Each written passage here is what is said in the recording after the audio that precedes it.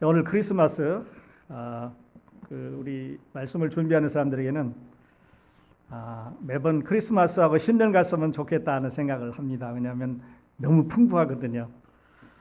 오늘 저와 함께 이제 마태복음 2장에서 우리 주님의 그 세상에 오시는 이런 모습을 보겠는데요. 지금까지 여러 차례 또 여러 해에 이게 주일학교를부터 시작해서 교회에 참석하신 여러분, 오늘 예배에 오신 것을 진심으로 환영하고요.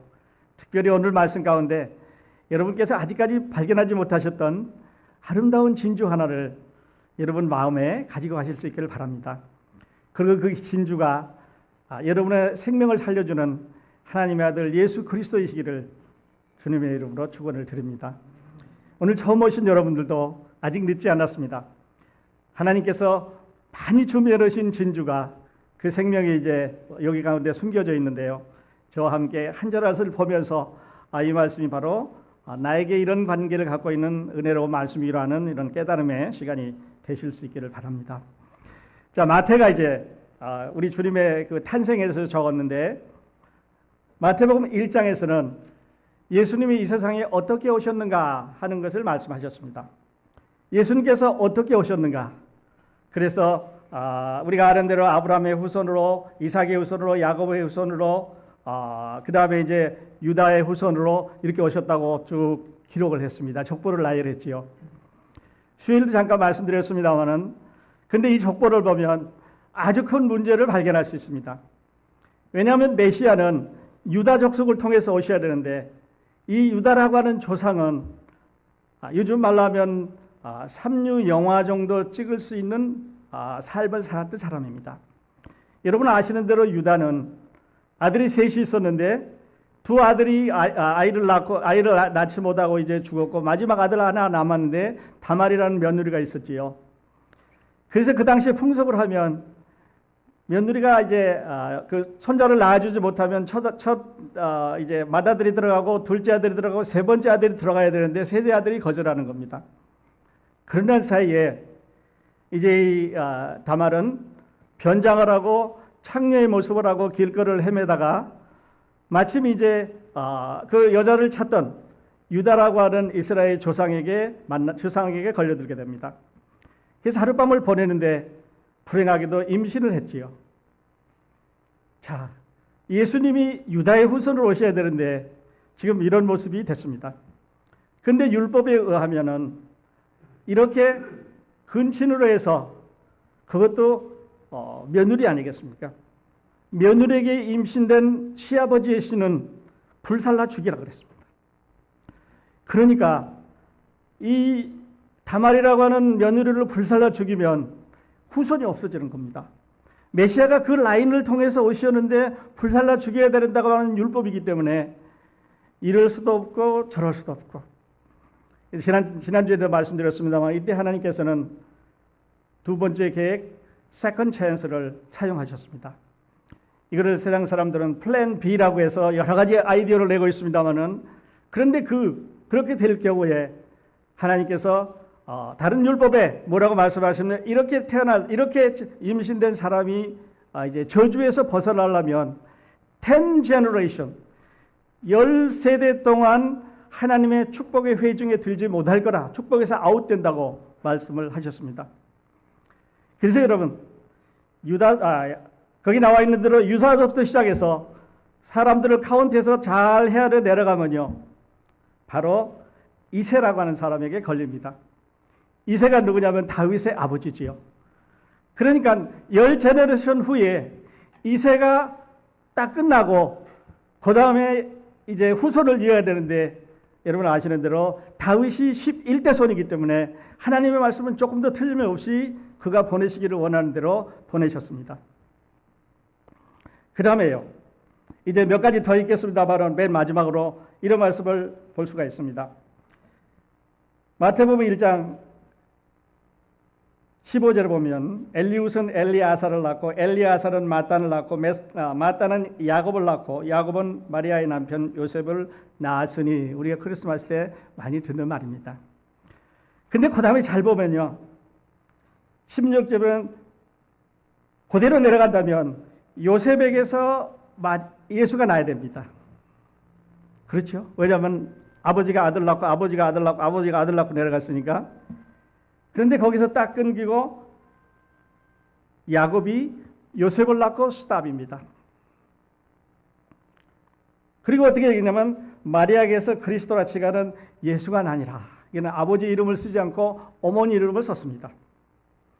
그래서 만약에 요즘 하는 대로 마리아가 난 어린아이들을 이게 누가 아버지인가 하는 것을 친자 한번 DNA 검사를 해보자. 그래서 검사를 했다면 여러분 누가 나올 것 같습니까? 자, 마리아가 남편과 관계없이 아들을 낳았는데 그 아들의 아버지가 누군지를 한번 과학적으로 검사해 본다면 누가 나왔겠습니까? 그래서 사도행전을 보니까 하나님께서 자기 피로 사신 교회를 치게 했다고 하는 그 피의 주인공이 하나님 자신이라고 말합니다. 그러니까 마리아가 잉태해서 낳은 예수는 하나님의 피로 인해서 잉태해서 나신 거지요. 그래서 마리아는 세상에 하나님의 씨를 전해준 이런 축복의 여인이 됐습니다. 놀라운 비밀이지요. 그런데 이제 마태복음 2장에 가서 보면 그러면 그렇게 많은 예언들을 이루어 가시는데 예수 그리스도가 어디에서 낳겠느냐, 그리고 어떤 예언을 어떻게 이루어 가겠느냐 하는 걸 보게 되는데, 이게 들으신 대로 헤로드 왕 때 예수께서 유대 베들레헴에서 나심에 동방으로부터 박자들이 예루살렘에 이르러 말하되, 이렇게 시작하고 있습니다. 자, 우리가 베들레헴에서 난 거 압니다. 왜냐하면 베들레헴이라고 하는 지형을 하나님께서 미리 미가 선지자를 통해서 예언했기 때문에 그렇습니다. 그런데요, 베들레헴하고 예루살렘의 거리는 요즘 거리로 말하면 한 5마일에서 한 6마일 정도, 먼 끝에서부터 끝까지 재면 한 6마일 정도 되고요. 이렇게 가까운 디스턴스로 재면 5마일 정도 거리입니다. 그러니까 베들레헴에서 예루살렘까지 5마일 정도밖에 거리가 되지 않는데 동방에서 박사들이 이제 찾아갔습니다. 물론 이 마태복음 1장을 보면 우리는 많은 그 질문을 할 수가 있습니다. 자, 이 사람들의 정체가 누구냐? 우리는 동방 박사라고 말했죠. 그러면 어디서 왔느냐? 얼마나 멀리 왔느냐? 무엇을 타고 왔느냐? 몇 명이 왔느냐? 동방 박사들이 별을 보고 왔다고 우리가 말하는데 그들이 본 별은 무슨 별이냐는 거죠. 이게 북두칠성이냐? 아니면은 샛별이냐? 그러면 별은 낮에 없어졌는데 어떻게 여행을 했냐는 거죠. 여러분, 별을 저 별이 저기 있구나 그랬는데, 밤에 그랬는데 그 별이 자꾸 움직여서 가는데 낮에는 안 보이잖아요. 그런데 하나님께서 특별한 별을 하나 만드셨느냐, 아니면 우주 가운데 만들어진 어떤 별을 이용하셨느냐, 아무도 대답해 준 사람이 없습니다. 별이 예루살렘으로 인도를 했습니다. 그리고 이제 다시 베들레헴으로 갔지요. 그러면 그 별이 어떻게 인도했습니까? 레이저를 비치듯이 그 가는 속도에 따라서 비쳤습니까? 아니면 그냥 무작정 가면서 따라오라고 그랬습니까? 구름 기둥과 불 기둥으로 인도했던 것처럼 별의 어떤 형태를 가지고 하늘에서 내려와서 중간에 서서 움직였습니까? 우리는 그냥 그렇게 했다고 믿습니다. 그다음에요, 왜 이 사람들이 페르시아에서 왔다 그랬는데, 이 사람들이 바벨론에서 왔다 그랬는데, 이 바벨론의 점쟁이들인데 이 사람들이 왜 이스라엘의 왕에게 전하러 왔습니까? 자기네 나라 왕도 아닌데. 그리고 이 예루살렘에 가면은 지금 로마 제국의 시퍼런 권력들이 그 안에 들어가는 이상한 옷 입을 사람들을 다 검문하고 혹시 무슨 일이 있을까, 유대인들을 자극해서 이런 데모라도 일으킬까 검문을 하고 겁을 주는 이 세대에 이 사람들이 갔습니다. 성경에는 세 사람이라고 그랬지만 이 사람들이 세 사람인지 30사람인지 알 수 없습니다. 아마 세 사람보다는 많고 보다 많은 사람들이 바디가드도 갔을 거고요. 여러 사람이 낙타를 타고 갔을 거다라고 말합니다. 그 다음에 이 사람들이 페르시아에서 왔다면 천리가 넘는 길인데 그 별의 끝이 예루살렘이라고 하는 걸 어떻게 알았을까요? GPS가 없었는데, 지도가 없었는데, 나침판이 없었던 시대에 이 별이 지금 가고 있는 이 모습이, 지금 이 방향이 예루살렘이라고 하는 그 끝에 유대인의 왕이라고 하는 분이 태어났을 거라고 어떻게 알았을까요? 그 다음에요, 실제로 예수님은 베들레헴에 태어나셨는데 예루살렘으로 들어갔습니다. 예루살렘으로 들어갔는데, 자, 한번 상상해 보세요. 유대인들은 지금 이제 여자들은 얼굴을 가렸을 거고요, 남자들은 치마처럼 생긴 이상한 이런 옷을 입었겠죠. 하나로 붙여 있는. 그런데 페르시아에서 온 사람들은 옷 모양이 다르잖아요. 막 울긋불긋 뭐 붙이고 왕관 쓰고 옷에다가도 빨간색, 파란색 이상한 색으로 들어가는데, 이 행렬이 예루살렘 안으로 쭉 들어갔습니다. 그리고 당신네 나라 왕이 어디서 나왔느냐, 어디 있겠느냐 이렇게 묻습니다. 여러분, 스트레인지들이 와가지고, 이상한 사람들이 와가지고 유대의 왕이 났다 그러면 이거를 그러냐, 어디 났느냐, 우리가 별을 보고 연구하는데 별 가운데서 나타났다 이러면 우리는요 이렇게 말할 수 있어요. 우리는 하나님의 말씀을 연구하고 또 연구해서 지금 수천 명의 선택된 민족으로 저기 가봐라, 예루살렘 성전이 있고 우리는 말씀을 연구하는 사람들이고 지금까지 메시아가 올 거를 기다리고 있는 사람들인데 너 같은 사람들이 뭘 알아? 이렇게 한다면 게임은 끝난 거지요. 실제로 이 사람들은 그렇게 했습니다. 예루살렘이 소동했다 그랬죠. 그리고 그 이야기를 전해들은 헤롯은 마음에 걱정이 됐습니다. 어떤 걱정이 됐냐면, 야, 이게 유대인의 왕이 됐으니까, 내가 지금 로마 제국의 왕인데 유대인의 왕이 태어났다면 내 자리가 위태로울 수도 있다고 하는 위협감을 느끼기 때문에 마음에 트러블을 갖고 있는 거죠. 그 다음에 예루살렘 성도들은, 예루살렘 시민들은 왜 소동을 했냐면요, 야, 이거 큰일 났다. 저 헤롯이가 지금 여기 있는 왕을, 이 어린아이를 찾아내기 위해서 그냥 유대를 샅샅이 집이고 집집마다 다니면서 어린애 낳은 사람을 다 괴롭게 할 텐데, 이제 우리는 저 친구들 때문에 큰일 났다고 아마 그렇게 생각을 했을 겁니다. 문제가 되는 거지요. 그 다음에요, 2절에 보니까 유대인으로 왕으로 나신 이가 어디 계시뇨? 우리가 동방에서 그의 별을 보고 그에게 경배하러 왔노라 하니.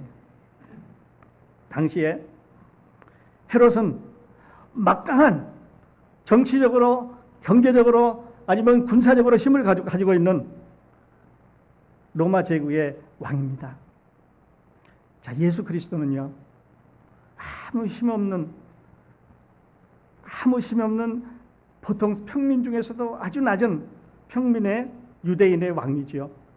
그러니까 권력으로 비교하면 헤롯과 예수 그리스도는 비교할 수가 없지요.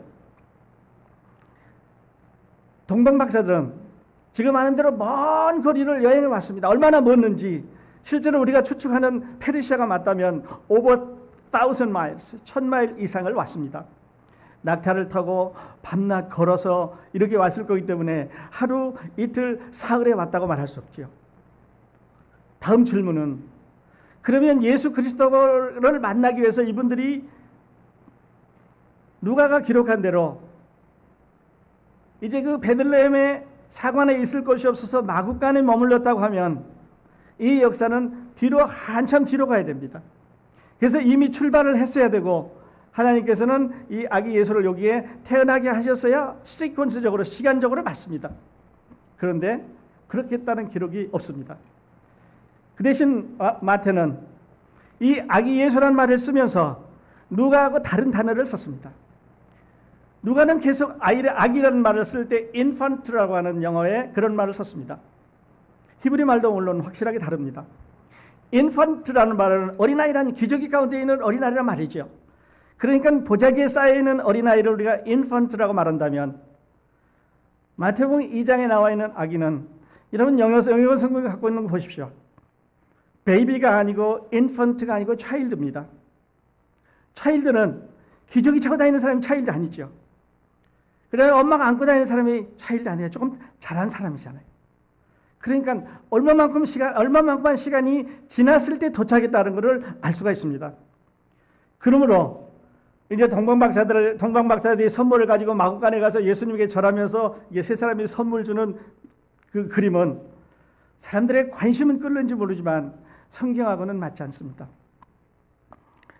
그 다음에 이제 결론으로 또 한 번 더 말씀드리겠습니다만은 동방박사들이 거기 갔을 때 6마일 밖에 이제 베들레헴이 있는데 그 베들레헴 안에 아기 예수가 태어났다고 하는 것을 가장 먼저 가장 잘 가장 정확하게 틀림없이 알고 있는 사람들이 누구냐면 여러분 아는 대로 거기 나와 있는 유대인의 서기관과 대제사장들입니다. 유대인의 서기관과 대제사장들은 메시아에 관해서 연구하고 메시아가 어떤 분이라는 것을 늘 연구하고 또 연구하는 사람들이기 때문에 메시아가 어디 올 것을 아주 이지해서 유대인 왕으로 태어나시니까 어디 있겠느냐? 베들레헴. 금방 알았습니다. 그런데 그래. 유대인의 왕으로 태어나시니까 6마일 밖에 있으면 우리가 가서 확인해 보자고 하는 기록이 없지요. 그 사람들은 듣고 6마일 밖에 있으니까 너희가 가봐. I don't care. 우리는 열심히 하나님을 섬기는 성전에 나가서 하나님을 섬기는 사람들이기 때문에 그가 6마일 밖에 태어났든 안 태어났든 나하고는 상관없다고 하는 식으로 전혀 상관을 안 합니다. 그러니까 서기관과 바리새인들이 성경을 연구해서 많이 알고 있었는데 지식은 넘쳐나고 있었는데 실제로 찾아가지는 않았습니다. 얼마나 불행한 일이에요. 오늘 우리 가운데도요 이런 종교의 문제가 있습니다. 우리들의 종교에 늘 빠져 있다 보면 메시아 우리 주 예수 그리스도를 빼뜨린 종교를 우리가 가질 수가 있습니다. 기독교의 중심은 예수 그리스도입니다. 그리고 예수 그리스도의 중심은 피입니다. 피. 그래서 마틴 루터가 그렇게 말했죠. 성경을 뒤틀어 짜면은 피가 나온다. 기독교는 피의 종교입니다. 그리고 그 피는 예수 그리스도의 십자가에 걸린 피고 그 피의 주인공은 누구냐면 하나님입니다. 여러분과 저를 구원하시기 위한 하나님의 피입니다. 그래서요, 우리가 예수님의 피를 믿으면, 예수 그리스도의 피의 공로를 믿으면, 여러분 안에도 저 안에도, 우리 신목사님 안에도, 우리 목사님 안에도, 전도사님 안에도, 여러분 집사님 안에도, 장로님 안에도, 여러 형제자매님 여러분 안에 우리가 다 하나님의 피를 공유하게 되는 것입니다. 그래서 우리는 형제요 자매라고 부릅니다. 하나님의 피가 우리 안에 들어있으니까요. 그 피는 예수 그리스도로부터 받았습니다. 그래서 부끄러워하지 마세요. 우리가 초대교회는 계속해서 형제 자매라고 불렀습니다. 요즘도 그렇게 많이 부르는 교회가 있습니다만은 그렇게 부르면 좋겠습니다. 왜냐하면 한 아버지를 모시고 있는 사람들이 그렇게 부르는 것은 당연하니까요. 유대인들은 그들 중에서 더 대표되는 사람들은 서기관과 바리새인들은 이거를 다른 말로 하면 바리새인과 사두개인이라고 이렇게 말하는데요. 바리새인과 사두개인들은 서로 상종을 안 하는 사람이죠. 그러니까 헤롯이 가서 물었을 때 두 사람 같이 와라 그러면 같이 안 만납니다. 그 당시 그랬습니다. 한 사람들은 좀 더 정치적인 사람들이고 한 사람들은 또 성경에 깊이가 있는 사람들인데 예수님의 부활을 안 믿는 사람들이니까 서로 반대하는 사람들이었어요. 그러니까 아마 헤롯이 제 생각에는 가서 여기다도 한번 물어보고 또 가서 보내주고 또 저기 가서 따로따로 물었을 것 같다는 생각을 갖고 있습니다.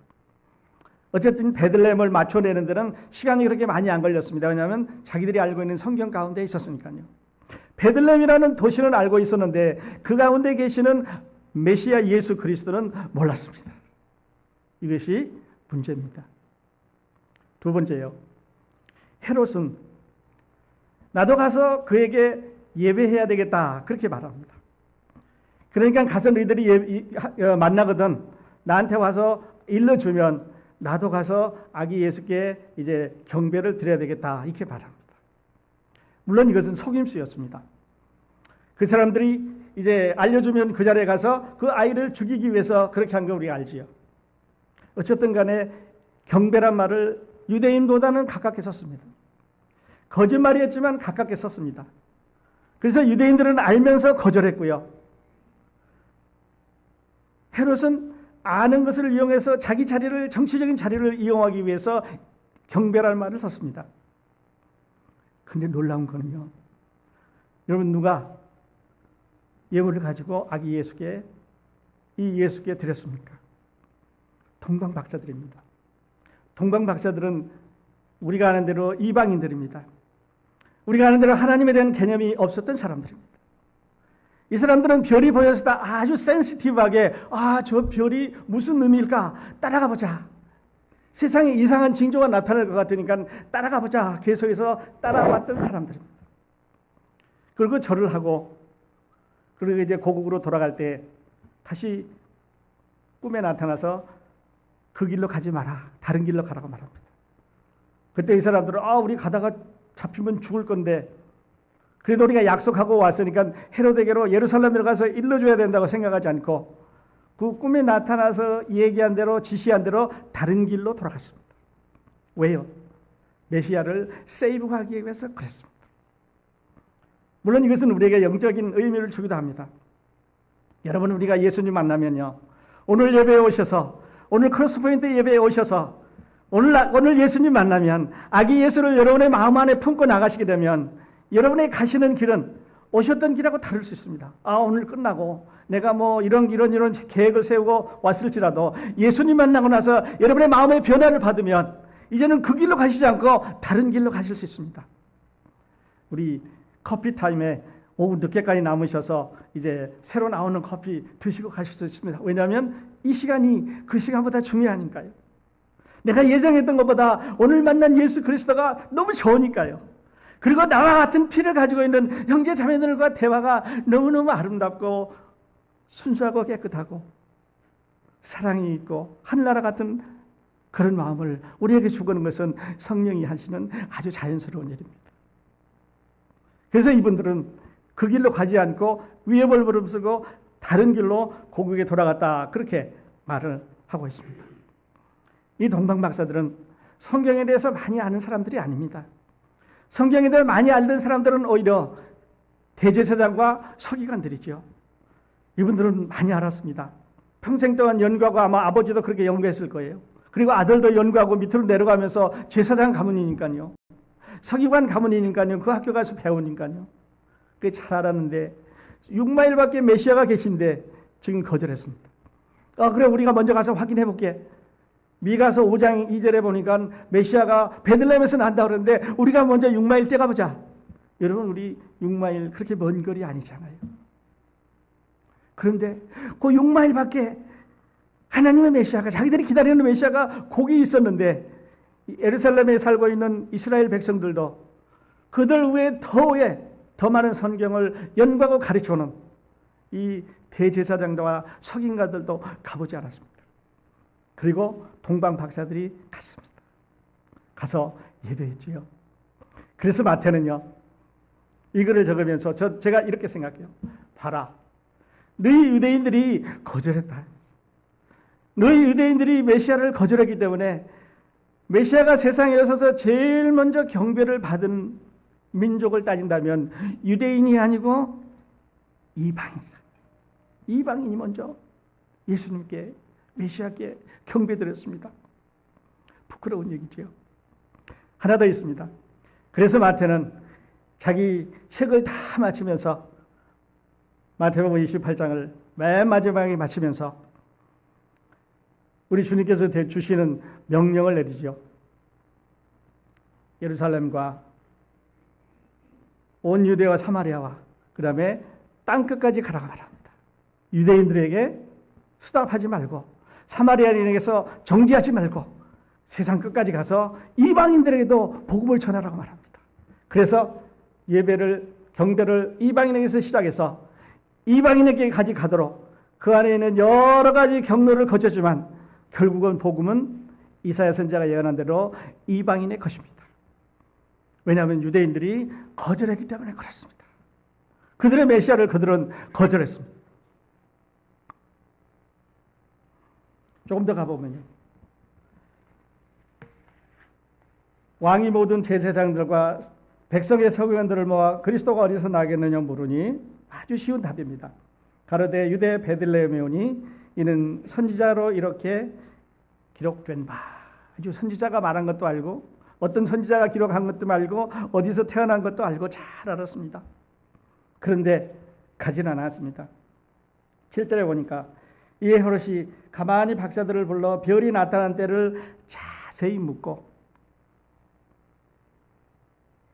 베들레헴으로 보내며 이르되 가서 아기에 대하여 자세히 알아보고 찾거든 내게 고하여 나도 가서 그에게 경배하게 하라. 헤롯은 경배란 말을 썼지만 이거는 가짜였지요. 자기 권력을 유지하기 위해서 이제 한번 가서 내가 경배를 해야 되겠다 그렇게 말했지만 찾아서 그 아기를 없애려고 그랬죠.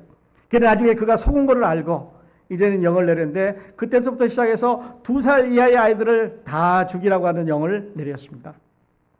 우리 어머니 마음을 생각해 보지요. 그때 태어났다고 하는 이유만으로, 그 메시아가 세상에 오실 때 태어났다고 하는 이유만으로 그때 헤롯에서 모든 2살 이하의 사내 아이들이 다 죽임을 당했습니다.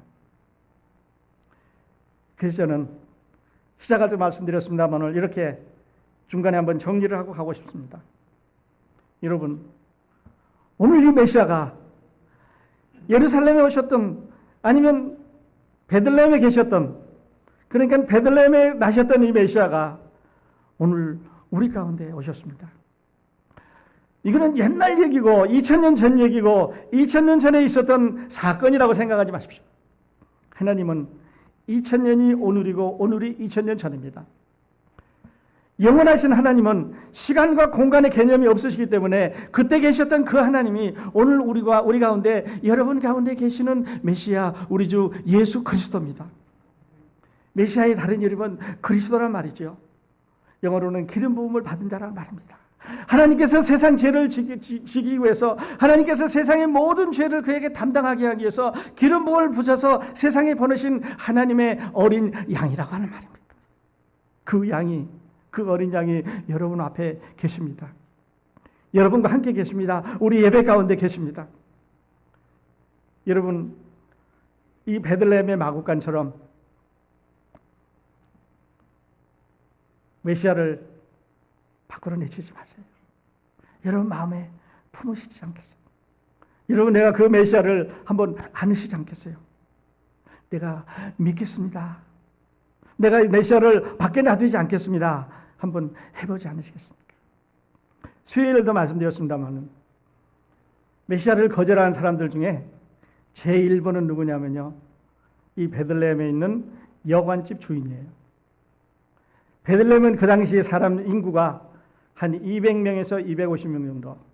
그리고 베들레헴은 200에서 250명 정도.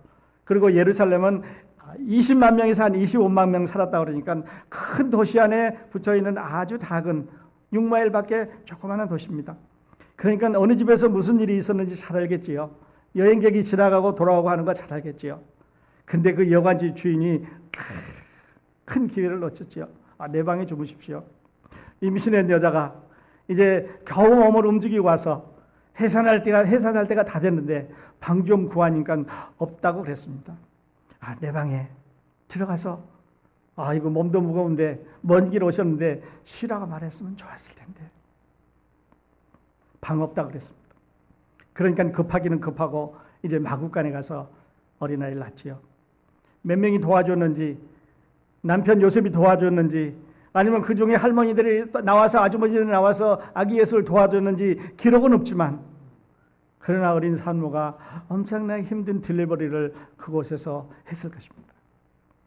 그들은, 그 여관집 주인은 메시아를 미스했습니다. 간만의 차이로 미스했습니다. 이 헤롯도 미스했습니다. 예루살렘 주민들도 미스했습니다. 이 서기관과 바리새인들도 미스했습니다. 여러분, 이 메시아, 여러분의 죄를 위해서, 우리 죄를 위해서 십자가에 돌아가시기 위해서 우리 가운데 오신 하나님의 아들 우리 주 예수 그리스도, 그분이 다른 이름으로 메시아입니다. 다른 이름으로 예수 그리스도입니다. 다른 이름으로 성령입니다. 그리고 우리와 함께 계시는 바로 그 아버지입니다. 오늘 이 크리스마스가 여러분이 이 메시아를 마음에 받아들이는, 여러분 이 메시아를, 이 아기 예수를, 이 하나님의 피를 여러분의 마음 가운데 받는 이런 귀한 예배 시간이 되실 수 있기를 바랍니다. 아마 기회는 또 없을지 모릅니다. 오늘이 지나가고 나면 오늘 이렇게 메시아를 우리가 소개받지 못할지 모릅니다. 그리고 마태는 여러분 아시는 대로 이 2장에서 네 번이나 지역적으로 예언한 하나님 말씀이 맞았다고 말합니다. 여기 6절에 보면 베들레헴이 있고요. 15절에 보면 애굽으로 피신하단 말이 나오겠고요. 그 다음에 18절은 라마라마를 이용했고, 그 다음에 23절에 보면 나사렛 동네에 정착했다 하는 것으로 끝내고 있습니다. 그러니까 1장에서 메시아가 어떻게 오셨느냐, 누구 후손으로 어떻게 오셨느냐, 그 사람은 누구였는데, 생활은 어땠는데, 하나님께서 어떻게 플랜 B로 그를 지으시고 오셨느냐 하는 걸 말씀하셨고, 그 다음에 마태복음 2장에서는 네 군데의 지명을 사용해서 하나님께서 지역적으로 예언했던 메시아에 관한 모든 예언이 퍼펙트하게, 컴플리트하게, 완전하게 다 이루어졌다고 우리에게 소개를 하고 있습니다. 더 이상 우리가 질문 가질 게 없습니다. 더 이상 하나님께 나는 이래서 못 믿다고 하는, 동정녀가 어린아이를 낳는다고 하는 게 나는 이래서 못 믿겠다고 하는 이런 질문을 하실 수가 없습니다. 어떤 그렇게 말하죠. 과학을 많이 아는 것처럼. 그래서 저는 그게 가끔 그분에게 이렇게 묻습니다. 까만 소가요, 파란 풀을 먹는데 하얀 젖이 나오는데 왜 그렇습니까? 근데 그 젖이 조금 있다가 누런 치즈가 되는데 왜 그렇습니까? 오늘 아침에 아침을 먹었는데요. 빵을 먹고 시리얼을 먹고 우유를 마셨는데 그 음식이 어떤 거는 머리카락으로 가고, 어떤 거는 발톱으로 가고, 어떤 거는 신체의 일부분으로 간다고 그랬는데 어떻게 아십니까? 동정녀가 하나님께서 무에서 아무것도 없는 데서 있어라 그래서 창조하신, 이 세상을 창조하신 하나님께서 이 지구가 움직여가는 것을, 이 우주가 움직여가는 것을 말씀으로 만드신 하나님께서 사람의 몸속에 어린아이를 하나 태어나게 하는 것은 하나님이 하시는 기적 중에 그것은 1도 아닌 기적입니다. 물론 하나님께서 메시아를 3살짜리 어린아이로, 아니면 메시아를 2살짜리 어린아이로, 아니면 티네이저라든지 30살짜리 청년으로 만들어서 지금부터 활동하라고 하셔도 충분히 하실 수 있는 능력의 하나님입니다. 그런데 그 예언이 여자의 후손으로 태어나기 때문에, 유다의 지파로 태어나셔야 되기 때문에, 다윗의 자손으로 오셔야 되기 때문에, 동정녀를 통해서 오셔야 되기 때문에 하나님은 그 모든 절차를 이루셔서 이분이 메시아라고 증명하셨습니다. 그래서 우리는 동정녀에 대해서 예수 그리스도가 처녀의 몸으로 태어났다는 것에서 의심하지 않습니다. 오히려 저는 이렇게 말씀드리겠습니다. 그거를 의심하는 시간에 그 사실을 믿고 죄에서 해방돼서 기쁨을 누리시라고, 그리고 그 하나님을 아버지라고 부르시라고, 그리고 영원한 나라에, 우주 예수 그리스도가 준비해 놓으신 영원한 나라에 크신 도망을 들고 우리 함께 기쁨으로 살아가자고 이렇게 권하고 싶습니다. 여러분, 오늘 이 아침에 이 예수, 이 메시아, 여러분의 아주 가까이 계시는 이 메시아를 마음에 품고 예배를 끝나실 수 있기를 예수님의 이름으로 축원드립니다. 마지막으로 이 말씀 드리고 마치겠습니다. 9절에 보니까 박사들이 왕의 말을 듣고 갈새 동방에서 보던 그 별이 문득 앞에 서서 인도하여 가다가 악이 있는 곳에 머물러 섰는지라. 저희가 별을 보고 가장 크게 기뻐하더라. 가다가 별이 섰습니다. 처음에는 별이 예루살렘으로 들어갔지요. 그러다가 다시 이제 베들레헴으로 다시 왔습니다. 6마일 더 갔지요. 근데 그 지붕에 머물러 섰는데요. 어떻게? 빔으로 섰습니까? 아니면 별이 내려와서 지붕 위에 이제 더 달락말락하게 이 집이라고 표시를 했습니까? 아니면 그 동네에 머물러 있으니까 내려서 이 동네에 최근에 어린아이 태어난 집이 어디 있냐고 물었습니까? 방법은 여러 가지가 있겠지만 성경은 지시하지 않습니다. 그런데 그 안에 이제 들어가서 이제 어린아이를 찾습니다. 11절이 중요합니다. 집에 들어가 그랬습니다. 이 집은 누가가 기록한 이 베들레헴 마국간은 아닙니다. 왜냐하면 베들레헴의 마국간이라 그러면 누가처럼 마국간에 들어가 그래야 되는데 여기는 하우스라고 그랬습니다. 그러나 하우스이기 때문에 어린아이를 집에 데리고 와서 마리아와 요셉이 케어하고 있는 그 레지던셜 하우스였을 겁니다. 그러니까 우리가 갖고 있는 크리스마스의 개념은 사람들이 돈 벌기 위해서 얼마나 많이 이렇게 틀리게 만들어놓은가 볼 수 있어요. 이 이야기는 여기 있는 차일드는 인펀트나 베이비가 아닙니다. 영어 성경 갖고 계신 분 계속해서 보십시오. 차일드라고 그렇게 말하고 있습니다. 집에 들어가서 아기와 그 모친 마리아에 함께 있는 것을 보고 집에 들어갔더니 차일드가 있었고 메리가 있었습니다. 그런데 선물을 가지고 갔는데요. 메리를 바이패스해서 베이비한테 갔습니다. 어떤 종교는 이거 아들에게 전해달라고 어머니한테 줘서 어머니가 이거를 받아서 아들에게 주면 순서 열겠는데 성경은 그렇지 않습니다. 동방박사들이 하나님께 메시아께 예배하기 위해서는 마리아를 지나서 곧 바로 아들에게 차일드에게 예수 그리스도에게 갔습니다. 그러니까 우리 누구 통해서 가는 게 아니라 바로 가는 거죠. 그래서 보배합을 열어서 이제 선물을 3개를 드렸는데 황금, 유향, 몰약을 드렸죠. 황금은 하나님의 아들을 뜻한다. 그런 의미를 가졌다고 말씀드렸습니다. 유황은 이제 거룩한 삶, 성결한 삶, 죄 없는 삶 이런 걸 뜻한다고 말씀드렸고 몰약은 예수 그리스도의 십자가의 죽음과 그 고난과 부활이라고 말씀을 드렸습니다. 다시 이제 표현해 보면 황금은 눈으로 보는 거고 유황은 코로 맞는 거고 몰약은 입에 넣었을 때 쓴 거죠. 오감을 통해서 이것이 무엇인지를 알 수 있겠습니다. 그리고 나서 이 선물을 받고 나서 마리아와 이제 요셉은 하나님 앞에 나가서 정해진 대로 예물을 하나님 앞에 헌물을 드렸습니다. 그러니까 이때 이 시간은 아까도 말씀드린 대로 누가복음 2장에서 기록하고 있는 그 바로 예수님이 태어났을 때 그 밖에서 목자들이 찾아왔던 사회적으로 버려진 사람들, 사회적으로 아무 가치가 없던 사람들, 들판에서 그저 거기서 먹고 자고 양들과 함께 생활하던 지저분한 양들의 뒤를 치우던 사람들, 그러나 그들의 가치는 어디 있느냐요? 아세요? 수요일날도 말씀드렸습니다. 그들의 가치는요, 양을 잘 길러서 살찌게 길러가지고 이 양을 누구에게 갖다 주냐면요, 필요한 사람들에게 파는 겁니다.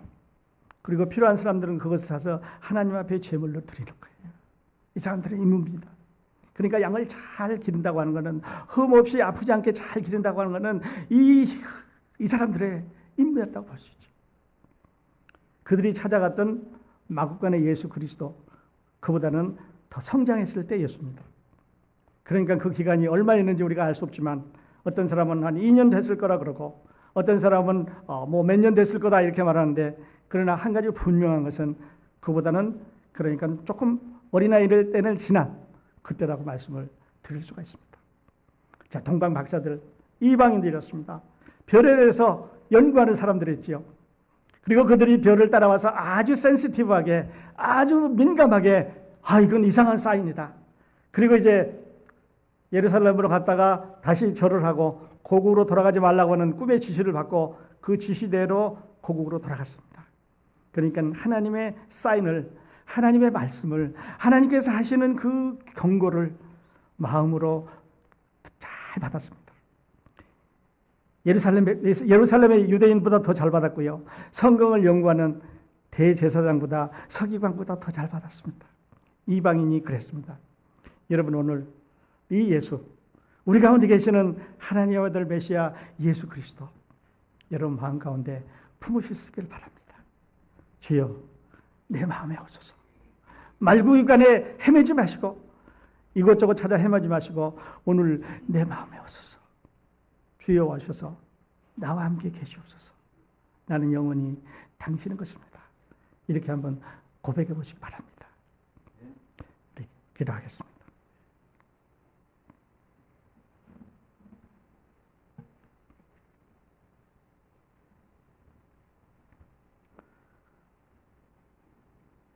하나님 아버지, 메시아가 이 땅에 내려올 때